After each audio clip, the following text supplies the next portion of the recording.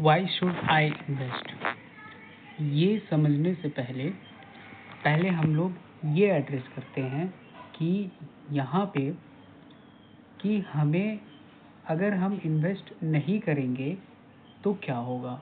मान लीजिए आप महीने का 50,000 कमाते हैं और आपका महीने का 30,000 जो है वो एक्सपेंस में चला जाता है। इसमें एक्सपेंस में क्या हो सकता है, housing, food, transportation, shopping, medical, ठीक है, वो सब होगा। और आपके पास बैलेंस बचता है कितना, 20,000 बचता है। ठीक है, यहाँ तक क्लियर है। अब चलते हैं सिंप्लिसिटी के लिए। हम लोग यहाँ पे जो टैक्स है उस टैक्स को इग्नोर करेंगे, जो ठीक है ITR जो होता है उसको इग्नोर करेंगे। तो यहाँ से हम यहाँ पे क्या समझते हैं कि to drive the point let us make a few simple assumptions. तो कुछ एग्जाम्पशंस लेते हैं और एजम्पशंस ये है कि एम्प्लॉयर जो है हमारा वो काफ़ी दयालु किस्म का है और मान के चलते हैं कि हर साल वो अपने को 10% सैलरी हाइक करता है। कॉस्ट ऑफ लिविंग ऐसे ही अपना 8% हर साल बढ़ जाएगा। और अभी 30 साल के हम लोग हैं और रिटायर होने की प्लानिंग है 50 साल में। इसका मतलब अपने पास 20 साल तक का अपने पास अभी क्या है, टाइम है, जहाँ पे हमें अपने फाइनेंशियल वेल्थ को क्रिएट करना है। अब आप यहाँ पे 50 साल के बाद आप काम नहीं करना चाहते हैं, ये भी एक एजम्पशन है। और उसके बाद यहाँ पे आपका एक्सपेंसेस फिक्स्ड रहेगा और आप कोई भी दूसरा एक्सपेंसेस नहीं देखेंगे। बैलेंस जो कैश है 20,000 पर मंथ, वो आपके पास ठीक है एज अ हार्ड कैश रहेगा। जैसे कि हाउसवाइफ लोग ठीक है अपने अलमीरा में रख देती हैं या फिर गुल्लक में रख देती हैं, ऐसे ही मान के चलिए कि आप जो है उसको एक कहीं सेफ जगह पे रख देते हैं, लेकिन बैंक में नहीं रखते हैं या फिर कहीं और इन्वेस्ट आप उसको नहीं करते हैं। यहाँ तक समझ में आ गया। चलिए तो देखते हैं कि 20 साल तक क्या होता है। तो यहाँ पे आपको बताया गया है कि ईयरली इनकम 6 लाख, फिर ईयरली एक्सपेंसेस 3,60,000 और आपके पास जो कैश बच रहा है वो 2,40,000। हर साल 10% का इंक्रीज़ हो रहा है आपके इनकम में, तो इसलिए 6 लाख से 6,60,000 हो गए। यानी कि 6 लाख का यहाँ पे अगर हम 10% करें तो 60,000 होता है। तो 6 लाख प्लस 60,000 6,60,000 हो गया। ऐसे 6,60,000 का फिर से 10% यहाँ पे होगा तो वो 7,26,000 होगा। और यहाँ पे क्या हो रहा है, यहाँ पे 8% के हिसाब से आपका एक्सपेंस बढ़ रहा है। ठीक है, और आप जो है आपके पास इतना कैश हर साल 20 साल तक, ठीक है, हर साल 20 साल तक आपका यहाँ पे बच रहा है। तो अब देखते हैं कि 20 साल में हम लोगों ने टोटल कितना बचाया। तो यहाँ पे आप देख सकते हैं कि 20 साल में टोटल आपका कितना बचा। यहाँ पे करते हैं 1 10 100,000 10,000 लाख 10 लाख करोड़। तो 1,78,90,693 लमसम मान के चलें कि 1 करोड़ 80 लाख तक बचा। ठीक है, तो ये आपके पास कैश बचा 20 साल तक। अब हम लोग चलते हैं कि ये तो हमने बिना इन्वेस्टमेंट के बचाया, मतलब इन्वेस्टमेंट नहीं किया। If one were to analyse this number one would soon realise this is a scary situation. A few things, ठीक है, बहुत ऑब्वियस है। जैसे कि after 20 years of hard work you have accumulated 1.7 crore. ठीक है, तो आपके पास कितना है, 1.7 करोड़ है। और उसमें सिंस एक्सपेंसेस अपना क्या हो गया है, फिक्स हो गया, तो यहाँ पे लाइफ स्टाइल भी यहाँ पे चेंज नहीं हुआ है over the year.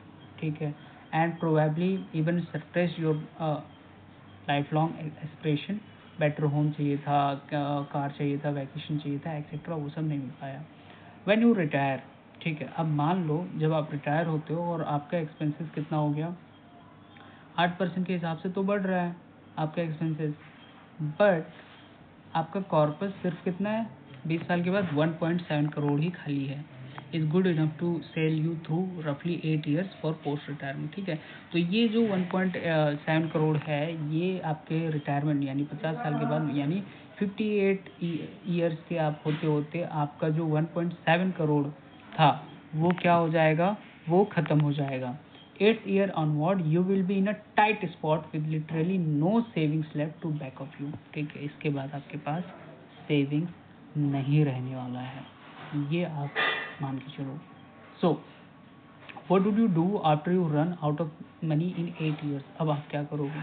How do you fund your life? Is there a way to ensure that you collect a more consideration sum at the end of the 20 years?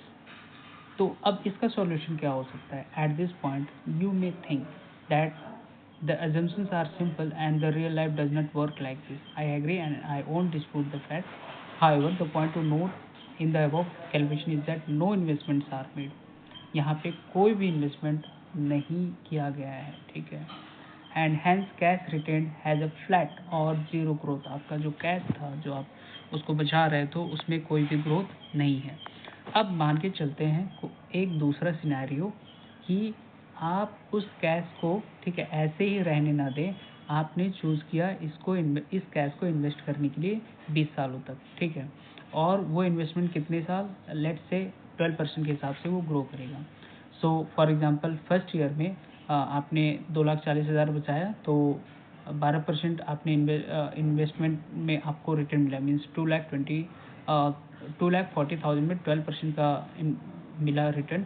और वो कब तक गया, 20 साल तक गया। तो आपको यहाँ पे कितना वो ग्रो हो जाएगा, वो हो जाएगा 2,67,063 at the end of 20th year. For those interested in math let's calculate how it will work. Okay, so यहाँ पे आपको दिख गया। नाउ लास्ट में अब हम आपको यहाँ दिखा देते कि आपका जो 1.7 करोड़ था, अगर आप 12% के हिसाब से 20 ईयर्स तक वहाँ पे इन्वेस्टमेंट करते तो आपका ये कितना हो जाता, 4,26,95,771। So you see the difference.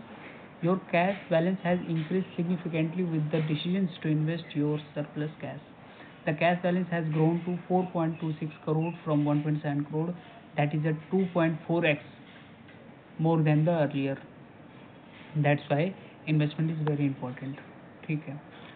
So there are few compelling reasons why you should invest. सबसे पहला तो इन्फ्लेशन को फाइट करना है। By investing one can deal better with the inevitable reality of life and growing cost of living, ठीक है, जिसको हम लोग इन्फ्लेशन कहते हैं। और ऐसे ही दूसरा ये है कि हम लोग को यहाँ पे उससे वेल्थ क्रिएट कर सकते हैं। By investing one can build a bigger corpus by the end of the target period, ठीक है। यहाँ पे एग्जाम्पल में यही समझ में आया कि the period was up to retirement but it can be anything. आप चिल्ड्रन एजुकेशन के लिए देख सकते हो, मैरिज के लिए देख सकते हो, हाउस परचेज के लिए, रिटायरमेंट हॉलीडेज के लिए, ठीक है। And for better life also, to meet the life financial aspiration also. So यहाँ पे अपने को समझ में आ गया कि यहाँ पे अगर हम लोग इन्वेस्टमेंट ना करें तो क्या होगा। यानी 1.7 करोड़ से वो इन्वेस्टमेंट 12% के हिसाब से अगर हम लोग करते हैं तो वो 4 समथिंग जो यहाँ पे बताया था उस हिसाब से यहाँ पे हो जाएगा। सो दैट्स वाई इन्वेस्टमेंट अगर नहीं करेंगे तो क्या हमसे गलती हो सकती है वो देख सकते हैं, ठीक है। नेक्स्ट में हम लोग चर्चा करेंगे वेयर टू इन्वेस्ट, ठीक है, कहाँ पे इन्वेस्ट करना चाहिए। So today only this much.